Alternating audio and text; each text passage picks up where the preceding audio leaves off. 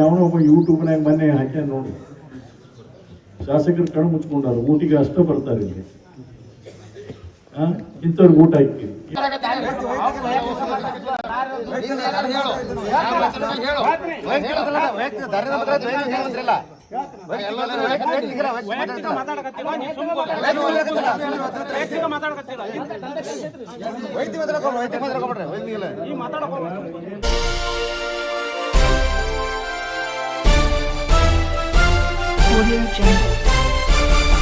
ಸುದ್ದಿಗಾಗಿ ಸಿದ್ದು ನ್ಯೂಸ್.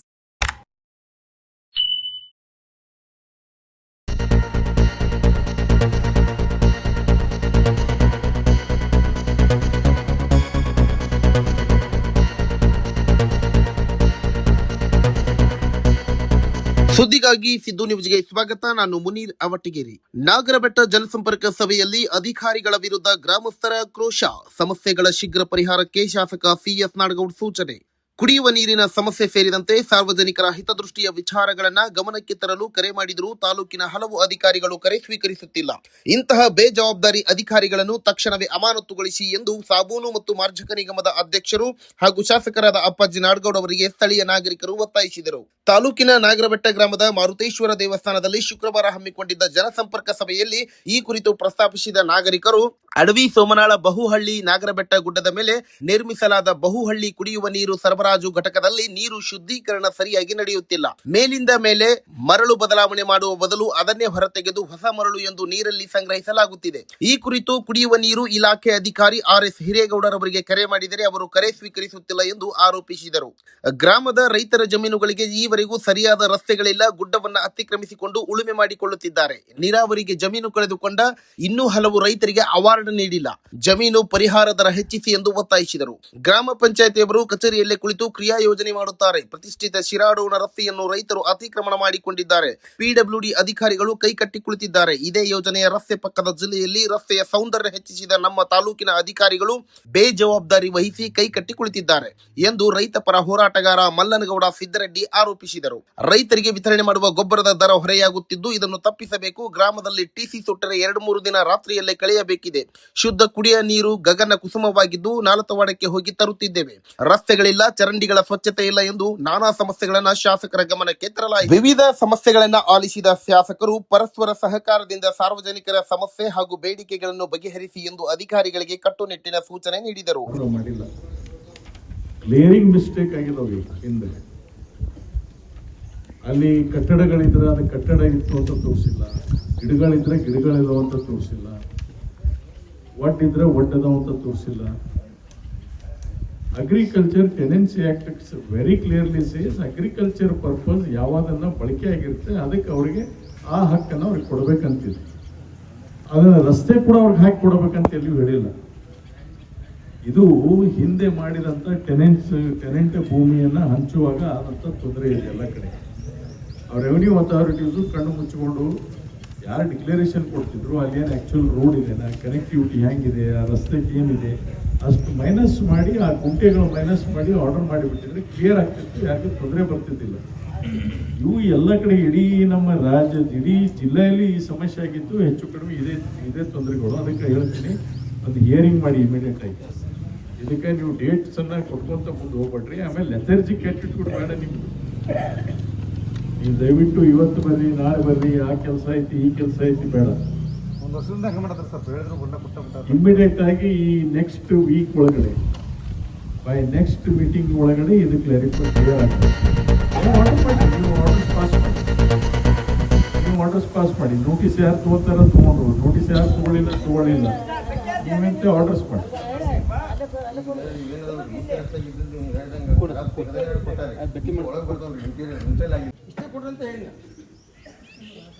ಈಗಾಯ್ತು 2024 ಅದ್ರ ಬಗ್ಗೆ ಗುಡ್ಡ ಉಳ್ಕೋಬೇಕು ಮತ್ತು ನಮ್ಗೆ ರಸ್ತೆ ಬೇಕಂತ ತಗೊಂಡು ಎರಡಕ್ಕೂ ಕೂಡ ಹೋರಾಟ ಆಗಲಿ ರಾತ್ರಿ ಮಾಡಿದ್ವಿ.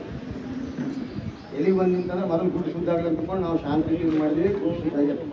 ಇದನ್ನು ತಮ್ಮದಲ್ಲಿ ತರಕತ್ತೆ. ಈ ಪಾಪ ಗುಡ್ಡದ ಮೂಲ ಮಾಲಕರು ನಮಗೆಲ್ಲ ಗೊತ್ತವ್ರು. ಮೊದಲು ಸರ್ಕಾರ ಆಗಿದ್ದೇನೆ ಅಧಿಕಾರಿಗಳು ಬೈ ಮಿಸ್ಟೇಕ್ ಒಳ್ಳೆಯವ್ರ ಹೆಸರಲ್ಲೇ ಪರವಾರಾಗಿ 8 ಎಕರೆ 8 ಗುಂಟೆ ಸರ್ಕಾರಿ ಕೊಟ್ಟು ಸರ್ಕಾರಕ್ಕೆ ಮಾಡಿದಂಗೆ ಆಗ್ಯಾರ. ನಮ್ಮ ನದಿಗೆ ತಂದಿನಿ, ಅಧಿಕಾರಿಗಳ ನದಿಗೆ ತಂದಿನಿ, ಈ ಶುದ್ಧ ಅಂತ ಮಾಡಿಕೊಟ್ಟಿರಿ. ಈಗ ಹೊಳ್ಳಿ ಅವ್ರು ಹೈಕೋರ್ಟ್ ಹೋಗ್ಯಾರ. ಹೈಕೋರ್ಟ್ ಅಲ್ಲ ಸರ್, ಈಗ 50 ಎಕರೆಗೆ ನಾವು ಜಾಗ ದಾರಿ ಇಲ್ಲ ಅಂತ ಹೇಳಿವಲ್ರಿ, ಅದಕ್ಕೆ ಏನು ಅವಕಾಶ ಐತೆ ಅಂತ ಹೇಳ್ಕೊತೀವಿ. ವಹಿವಾಟಿ ರಸ್ತೆ ಕೇಳ್ತಾ ಇದ್ದಾರೆ. ಹ್ಞೂ ರೀ. ನಿಮ್ಮ ಪ್ರೊವಿಷನ್ ಏನೈತೆ ಹೇಳ್ರಿ? ವಹಿವಾಟಿ ರಸ್ತೆ ನಮಗೆ ತೋರ್ಸೋಕೆ ಅಲಾವಿಲ್ಲ ಸರ್.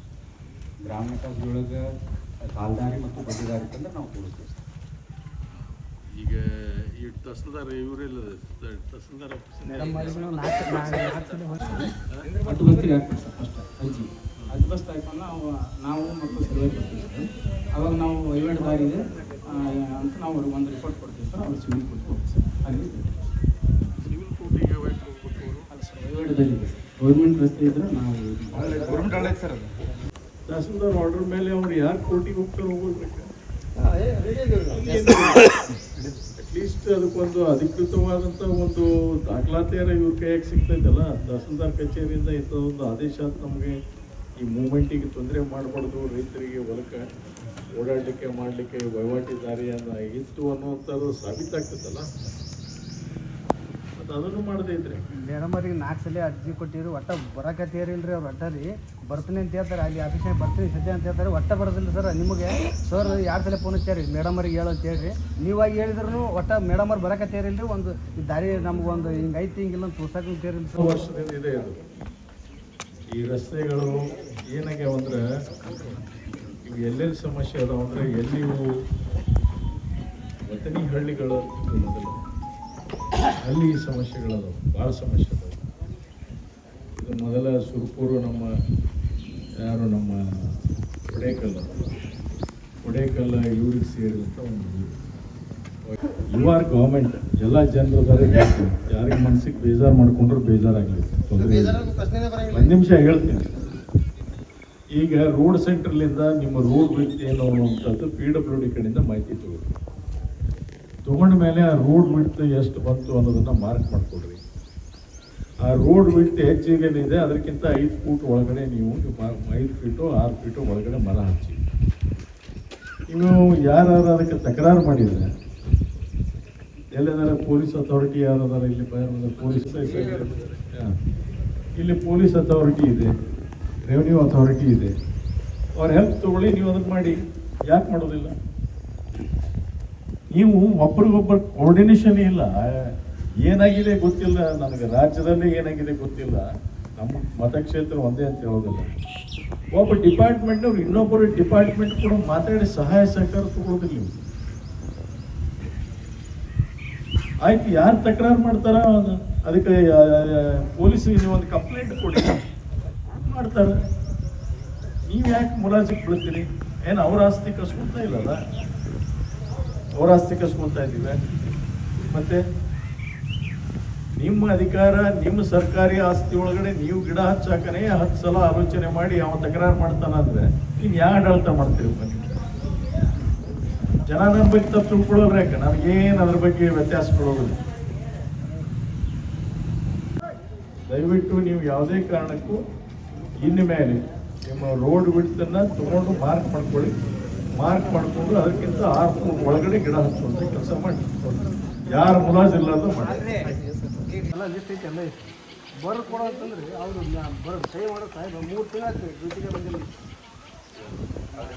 ಆ CC ರೋಡಿನ ಗುಟ್ಟೆ ಗೊತ್ತಿಲ್ಲ ನಿಮಗೆ. ಆ CC ರೋಡಿನ ಗುಟ್ಟೆ ಭಾಳ ಮಂದಿಗೆ ಗೊತ್ತಿಲ್ಲ. ಡಾಂಬರ್ ರೋಡಿನ 20 ವರ್ಷ ಬಾಳ್ತೈತೆ. CC road 5 ವರ್ಷಕ್ಕೆಲ್ಲ ಕಿತ್ತೋಗ್ಯಾವ. ಡಂಬರ್ ರೋಡ್ ಮಾಡಕ್ಕೆ ಆಗಲ್ಲ. ಅಲ್ಲ ರೀ, CC ರೋಡ್ ಎಲ್ಲ ಕಿತ್ತೋಗ್ಯಾವ. ನೀವು CC ಅಂತ ಯಾಕಂದ್ರೆ ರೋಡ್ ಅಂದ್ರೆ ಒಪ್ಕೊಂತೀನಿ, CC ರೋಡ ಮಾಡಿಕೊಡ್ರಿ ಅಂತ ಯಾಕೆ ಹೇಳ್ತೀವಿ? ಡಾಂಬರ್ ರೋಡ್ ಬ್ಯಾಡ್ರಿ, ಪೇವರ್ ಅಂತ ಹಾಕ್ತಾರೆ ಈಗ. ಅದು ಪಂಚಾಯತಿ ಕೆಲಸ. ಪಂಚಾಯತಿಗೆ ಒಂದು ಅರ್ಜಿ ಕೊಡ್ರಿ, ನೀವು ಏನಪ್ಪ ಕ್ರಿಯಾ ಯೋಜನೆಯಲ್ಲಿ ಇಟ್ಕೋರಿ, ಅದನ್ನ ಮಾಡಿ ಕಳಿಸ್ರಿ. ಆಕ್ಷನ್ ಪ್ಲಾನ್ ಹೆಂಗ್ ಮಾಡ್ರಿ. ಪಂಚಾಯತಿ ವ್ಯಾಪ್ತಿಯಲ್ಲಿ ಇರುವಂತದ್ದು ನೀವು ವೈಯಕ್ತಿಕ ಮಾಡ್ಕೊಂಡಿರಿಲ್ಲ, ವೈಯಕ್ತಿಕ ಇಲ್ಲ. ಕುಡಿ ನೀರು ಮಾಡ್ಕೊಂಡಿರಿ ನಾವು. ಆಯ್ತಪ್ಪ, ಪ್ರೈವೇಟ್ ಲೇಔಟ್ ಅಲ್ಲ ಅದು, ಪ್ರೈವೇಟ್ ಲೇಔಟ್ ಇಲ್ಲ. ನೀವು ಮಾಡಬೇಕು. ನೀವು ಸೈಡ್ ಬುಕ್ ಸೈಡ್ ತಗೊಂಡಿರಿ, ರೊಕ್ಕ ಕೊಡ್ಕೊಂಡ್ರಿ, ಅವ ಲಾಭ ಮಾಡ್ಕೊಂಡಾನ. ಲಾಭ ಮಾಡ್ಕೊಂಡ ಆಯ್ತಪ್ಪ, ಯಾರು ನಿಮಗೆ ಸೈಟ್ ಕೊಟ್ರು ಅವನ ಕೆಲಸ ಅದು. ನಿನಗೆ ಹೇಳ್ತಾ ಇಲ್ಲ ನಾನು, ನಿಮಗೆ ಹೇಳ್ತಾ ಇಲ್ಲ ನಾನು. ಯಾರ ಕಡೆಯಿಂದ ಸೈಟ್ ತಗೊಂಡ್ರಿ ಅವ್ನು ಡೆವಲಪ್ಮೆಂಟ್, ಕಂಪ್ಲೀಟ್ ಡೆವಲಪ್ಮೆಂಟ್ ಕೊಟ್ಟ ಮೇಲೆ ಹ್ಯಾಂಡ್ ಓವರ್ ತಗೋಬೇಕು ಪಂಚಾಯತಿ. ಹೌದಾ ಇಲ್ಲ? ಕಾನೂನು ಹಂಗೆ ಹೇಳುತ್ತಿಲ್ಲ. ಮತ್ತೆ ನೀ ಯಾಕೆ ತಗೊಂಡಿಪ್ಪ ಹ್ಯಾಂಡ್ ಓವರ್? 10 ವರ್ಷದಲ್ಲಿ 25 ವರ್ಷದಿಂದ ಕಾನೂನು ಇದೆ, 30 ವರ್ಷದಿಂದ ಕಾನೂನು ಇದೆ. ಯಾಕೆ ತಗೊಂಡ್ರೆ ಅವನು? ಪಂಚಾಯತಿ ಎಂಟ್ರಿ 9 ನಂಬರ್ಗೆ ಯಾಕೆ ಮಾಡಿದ್ರು? ಸರ್ ಪಂಚಾಯತ್ ಮತ್ತೆ 9 ನಂಬರ್ ಸರ್ 11 ಎ ಅದಾವ ಸರ್. ಸರ್ ಇನ್ನೊಂದ್ರಿ ಪಂಚಾಯತ್ ಏನ್ರಿ ನೀವು ನಿಮ್ಮ ಅನುಕೂಲಕ್ಕೆ ಮಾತಾಡಬಾರ್ದು.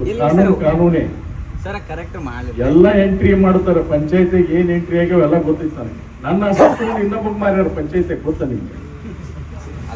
ತರ್ಬಿಸಿ ನಿಮ್ಮ ನಾನು ಒಂದ್ ನಿಮಿಷ ಇರು. ಹ್ಞೂ ಸರ್. ಈಗ ಒಂದ್ ನಿಮಿಷ ಪೂರ ನನ್ನ ಮಾತು. ಹ್ಞೂ ರೀ. ಪಂಚಾಯತಿ ಕೆಲಸಗಳು ಪಂಚಾಯತಿಯವ್ರು ನೋಡ್ಬೇಕು, ಶಾಸಕರು ನೋಡೋದಿಲ್ಲ. ಒಂದ್ ನಿಮಿಷ ಅದಕ್ಕೋಸ್ಕರ ನಿಮ್ಮ ಪಂಚಾಯತಿ ಅಲ್ಲಿ ಸದಸ್ಯರನ್ನ ಆರಿಸಿ ಕಳಿಸ್ತೀವಿ. ಸರ್ ಯಾವ ಮೆಂಬರ್ ಮಾಡಿಲ್ಲ, ಯಾವ ಸದಸ್ಯರು ಮಾಡಲ್ಲ ಸರ್. ಬಂದು ನೋಡೋದಿಲ್ರಿ ಇವ್ರನ್ನ ಯಾರು. ಓಟ್ ಯಾಕೆ ಹಾಕ್ತೀರಿ? ಸರ್ ಅದೇ ಈಗ ನಮ್ಮ ತಪ್ಪು ರೀ ಸರ್. ಪ್ರತಿ ಸಲ ಮಂದಿ ಮಕ್ಕಳು ಚರ್ಚೆ ಬೇಡ. ಈಗ ಚರ್ಚೆ ಬೇಡ. ನನಗೂ ಅಷ್ಟೇ ಧ್ವನಿ ಏರ್ಸಕ್ ಬರಂಗಿಲ್ಲ. ನನಗೆ ಡಾಕ್ಟರ್ ಇನ್ನೊಂದು 15 ದಿವಸ ಧ್ವನಿ ಏರಿಸ್ಬಾರ್ದು ಅಂತ ಹೇಳಿದ್ರು. ಸಂಸ್ಥೆಗಳು, ಶಿಕ್ಷಣ ಸಂಸ್ಥೆ ಇರ್ಬೋದು, ಅಂಗನವಾಡಿ ಆಗಿರ್ಬೋದು, RDPR ಇಲಾಖೆಯಿಂದ ನಡೀತಕ್ಕಂಥ ಕೆಲಸ ಆಗಿರ್ಬೋದು, PWD ಇಂದ ನಡೀತಕ್ಕಂಥ ಕೆಲಸ ಆಗಿರ್ಬೋದು, ಆಮೇಲೆ ಈ ಮನೆ ಕಟ್ಟಡ ಮಾಡ್ತಕ್ಕಂಥದ್ದಕ್ಕೆ ಏನಪ್ಪ ಅಂದ್ರೆ ಪರ್ಮಿಷನ್ ಕೊಡೋದಾಗಿರ್ಬೋದು, ಇವೆಲ್ಲ ನೋಡುವಂಥ ಇತರೆ ಒಳಗೆ ಬರ್ತವೆ. ಆದರೆ ಮುಖ್ಯವಾಗಿ ಈ 5 ಏನು ಪ್ರಮುಖವಾಗಿರ್ತಕ್ಕಂಥದ್ದು ಆದ್ಯತೆ ನೀವು ಕೊಡಬೇಕು. ನೀವು ಕೊಡದೇ ಇದ್ರೆ ಪಂಚಾಯತಿಗೆ ಏನು ಅರ್ಥ ಹೇಳಿ? ಯಾರು MLA ಬಂದು ನೋಡ್ತಾನ? ಯಾವ MLA ಬಂದು ಗಟ್ರ ಬಳದಾರಂತ ನೋಡಕ್ಕಾಗತ್ತ? ಹೇಳಿ ನೋಡೋಣ. ಯಾಕೆ ಇವ್ ನಿರ್ಮಾಣ ಮಾಡಿದಂತ ಉದ್ದೇಶ ಏನು? ನಿರ್ಮಾಣ ಮಾಡಿದ ಉದ್ದೇಶ ಏನಪ್ಪ? ಇದಕ್ಕೆ ಇಲ್ಲ. ಮತ್ತೆ ನಿಮಗೆ ಒಬ್ಬೊಬ್ಬ ಪಂಚಾಯತಿಗೆ ಇಬ್ಬಿಬ್ರು, ಒಬ್ಬ PDO, ಒಬ್ಬ ಸೆಕ್ರೆಟರಿ, ಒಬ್ಬ PDO ಮತ್ತೊಬ್ಬ ಸೆಕ್ರೆಟರಿ. ಅದ್ರ ಜೋಡಿ ಏನಪ್ಪ ಅಂದ್ರೆ ಸ್ಟಾಫ್, ವಾಟರ್ಮ್ಯಾನು, ಬಿಲ್ ಕಲೆಕ್ಟರು, ಅಕೌಂಟೆಂಟು.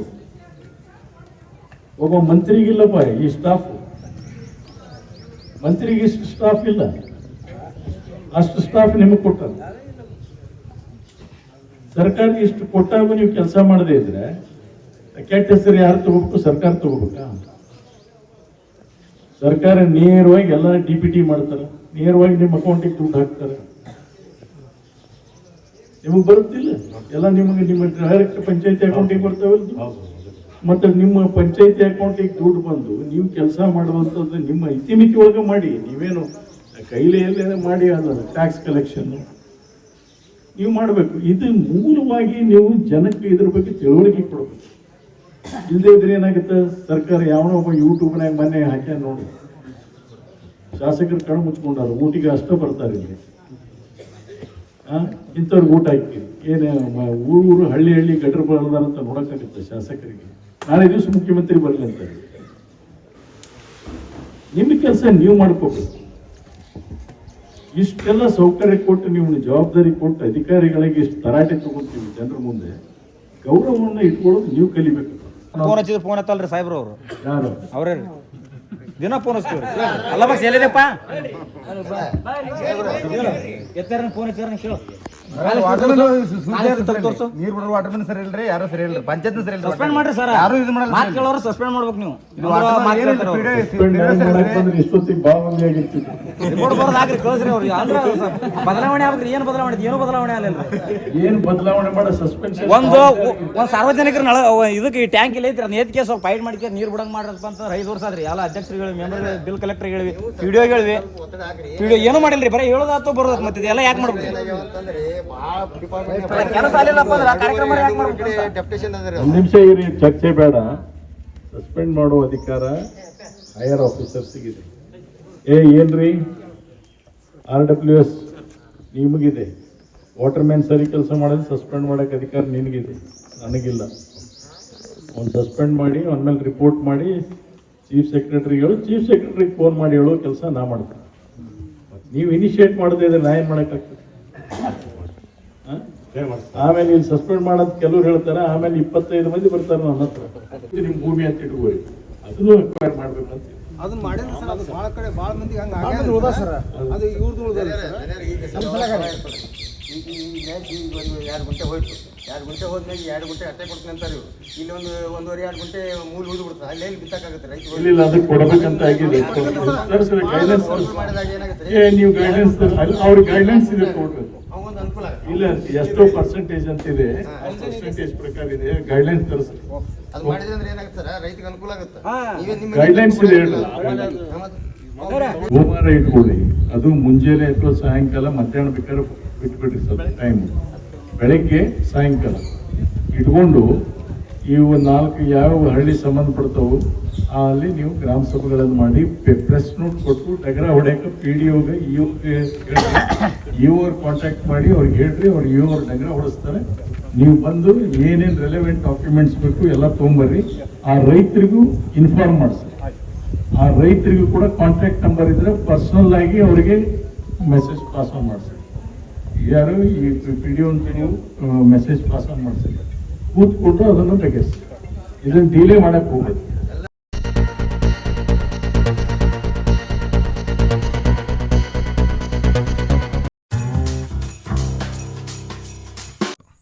ಜಾಹೀರಾತುಗಳಿಗಾಗಿ ಸಂಪರ್ಕಿಸಿ. ಹೆಚ್ಚಿನ ವಿಡಿಯೋಗಳಿಗಾಗಿ ನಮ್ಮ ಚಾನಲನ್ನು ಶೇರ್ ಮಾಡಿ, ಹಾಗೆ ಸಬ್ಸ್ಕ್ರೈಬ್ ಮಾಡಿ. ಯಾಕೆಂದರೆ ನಮ್ಮ ಸುದ್ದಿಗಳು ನಿಮಗೆ ಬೇಗನೆ ತಲುಪುತ್ತವೆ.